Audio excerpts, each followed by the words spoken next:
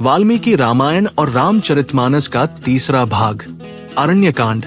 राम, सीता और लक्ष्मण के वनवास के सबसे महत्वपूर्ण और घटना प्रधान चरण को दर्शाता है। अरण्य का अर्थ है जंगल या वन। यहाँ इस कांड की विस्तृत कथा का वर्णन किया गया है, एक चित्रकूट से दंडकारण्य तक। अयोध्या कांड के पश्चात राम, लक्ष्मण और सीता चित्रकूट से आगे बढ़ते हैं। अत्रि मुनि का आश्रम। सर्वप्रथम वे महर्षि अत्रि के आश्रम पहुंचे। अत्रि मुनि और उनकी पत्नी देवी अनुसूया ने उनका आदर सत्कार किया। अनुसूया ने सीता को पतिव्रत धर्म के महत्व को समझाते हुए उन्हें दिव्य आभूषण और वस्त्र भेंट किए, जो वनवास में भी उनकी शोभा बनाए रखते। राक्षस विराट का वध।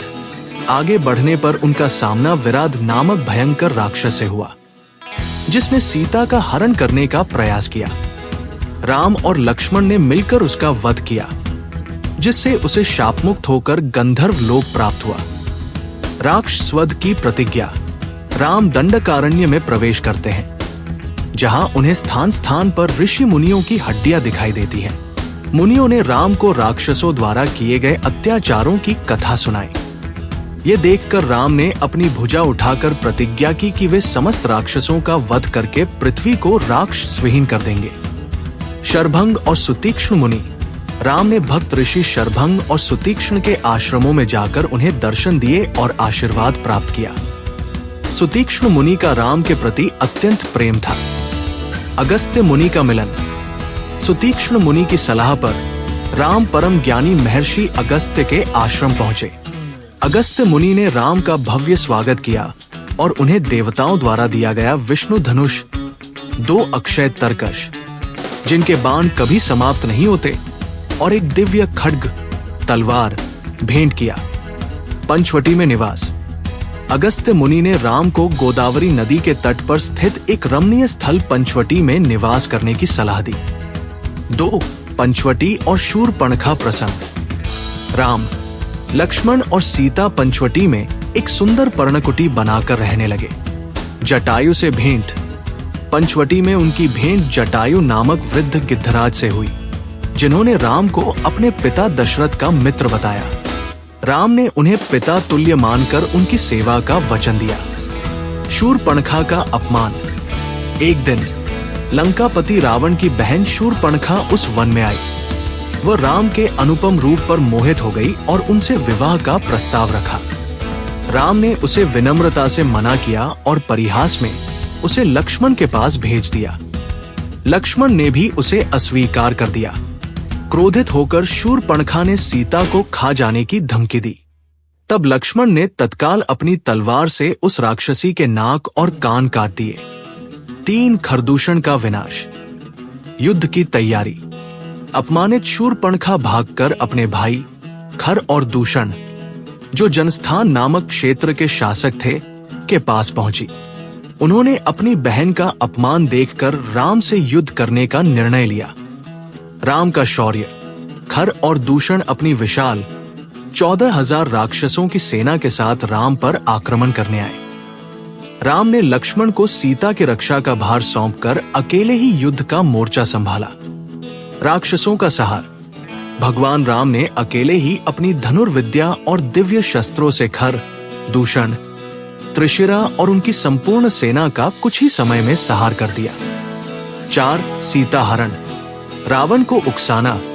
खरदूषण के विनाश की सूचना एक राक्षस कंपन या शूर्पणखा ने लंका जाकर रावण को दी। शूर्पणखा ने रावण को सीता के सौंदर्य का लोभ देकर और राम की शक्ति का भय दिखाकर सीता का हरण करने के लिए प्रेरित किया। मारीच का छल। रावण ने अपने मामा मारीच की सहायता ली। मारीच पहले राम के हाथों पराजित हो चुका था, इसलिए उसने रावण को सीता हरण न करने की बहुत सलाह दी, पर रावण नहीं माना और उसे स्वर्ण मृग बनने का आदेश दिया। राम का प्रस्थान। मारीच ने स्वर्ण मृग का रूप धारण किया और पंचवटी के आश्रम के पास विचरण करने लगा। सीता उस अद्भुत मृग को देखकर मोहित हो गई और राम से उसे जीवित या मृत लाने का आग्रह किया। लक्ष्मण रेखा। राम मृग के पीछे गए। मारीच ने राम को बहुत दूर तक भटकाया। अंत में राम ने बाण मारकर उसे गिराया। मरते समय मारीच ने राम की आवाज में "हा लक्ष्मण, हा सीते" कहकर जोर से चीत्कार किया। सीता का आग्रह और लक्ष्मण का जाना। राम की आवाज सुनकर सीता घबरा गई और लक्ष्मण को तुरंत सहायता के लिए जाने को कहा। लक्ष्मण ने उन्हें बहुत समझाया कि ये राम की आवाज नहीं हो सकती और ये राक्षसों का छल है। पर सीता के कटु वचनों से दुखी होकर लक्ष्मण ने विवशता में कुटिया के चारों ओर एक रेखा खींचकर, जिसे लक्ष्मण रेखा कहते हैं, उन्हें पार न करने की चेतावनी दी और राम को खोजने चले गए। सीता का हरण। कुटिया को अकेला पाकर रावण ने एक तपस्वी का वेश धारण किया और भिक्षा मांगने के बहाने कुटिया के द्वार पर आया। सीता जैसे ही लक्ष्मण रेखा पार करके भिक्षा देने आई, रावण अपने असली रूप में आ गया और बलपूर्वक सीता का हरण करके उन्हें आकाश मार्ग से लंका ले गया। 5. जटायु वध और अंतिम भेंट। जटायु रावण युद्ध। आकाश मार्ग से जाते समय सीता ने जोर से विलाप किया। उनकी करुण पुकार सुनकर वृद्ध गिद्धराज जटायु ने रावण को रोकने का प्रयास किया और उससे भयंकर युद्ध किया। रावण ने अपनी तलवार से जटायु के पंख काट दिए, जिससे वे घायल होकर जमीन पर गिर पड़े। सीता ने अपनी साड़ी का एक अंश और कुछ आभूषण नीचे फेंक दिए ताकि राम को उनकी खोज में मदद मिल सके। 6. सीता की खोज और शबरी पर कृपा। राम का विलाप। राम और लक्ष्मण जब कुटिया पर लौटे और सीता को वहां नहीं पाया, तो राम अत्यंत व्याकुल होकर विलाप करने लगे। वे सीता को खोजते हुए जटायु के पास पहुंचे, जो अंतिम सांसें ले रहे थे। जटायु ने राम को सीता हरण की पूरी घटना बताई और प्राण त्याग दिए।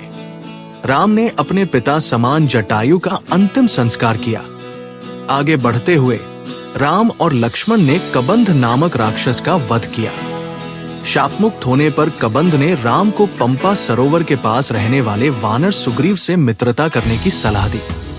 अंत में वे मतंग ऋषि की परम भक्त शबरी के आश्रम पहुंचे। वर्षों से राम की प्रतीक्षा कर रही शबरी ने राम और लक्ष्मण को प्रेम पूर्वक मीठे बेर खिलाए। शबरी की भक्ति से प्रसन्न होकर राम ने उन्हें मोक्ष प्रदान किया। शबरी ने राम को सुग्रीव से भेंट करने का मार्ग बताया। यहीं पर अरण्यकांड समाप्त होता है और आगे की कथा किष्किंधा कांड में शुरू होती है। लाइक करें और सब्सक्राइब करें।